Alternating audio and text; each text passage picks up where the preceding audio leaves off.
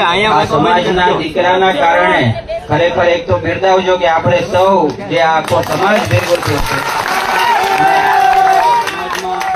જે આવી જાગૃતતા લાવ્યા છીએ એ બદલ આખા સમાજના તમામ આગેવાનોનો, યુવાનોનો, મારા વડીલોનો ખરેખર હું આભાર માનું છું. આજ 18 વર્ષને એક ઉત્તમ ઉદાહરણ આપી શકે ને એવો ઇતિહાસ આ કોળી સમાજના દીકરા તરીકે ખૂબ હું આનંદ અનુભવું છું. સાથે જ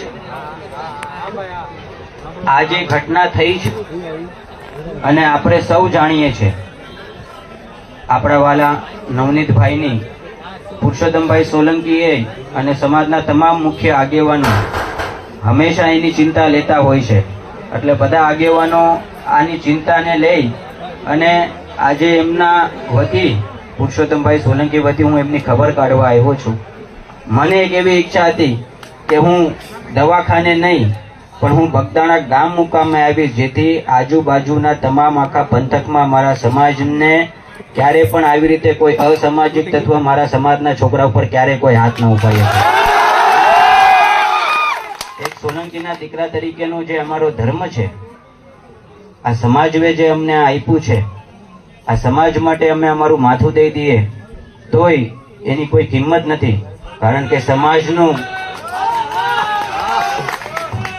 અમારું આ ઘરેણું હંમેશા અમારા હૃદયમાં છે. એટલે આ તકે મારા સમાજને હું બિરદાવું છું. સાથે સમાજના દીકરા તરીકે આપ સૌને એક આહ્વાન કરું છું, મિત્રો, કોઈ ખોટી રીતે રાજકારણમાં આપણા સમાજને ન નાખી દઈ. આપણે આપણા સમાજના દીકરાને ન્યાય અપાવવા માટે દોડવાનું છે. બાકી કોઈ બીજી ટીકા ટિપ્પણીમાં કોઈ ઉશ્કેર આવે તો ઉશ્કેરાતા નહીં. તમને એક ભાઈ તરીકેની આ એક મારી નમ્ર અપીલ છે.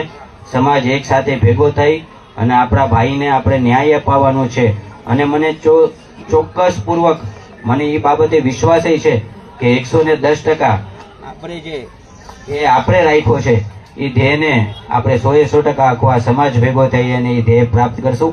આ બધાને મારા અને ભાઈ શ્રી પુરુષોત્તમભાઈ સોલંકીના સીતારામ, જય કોળી.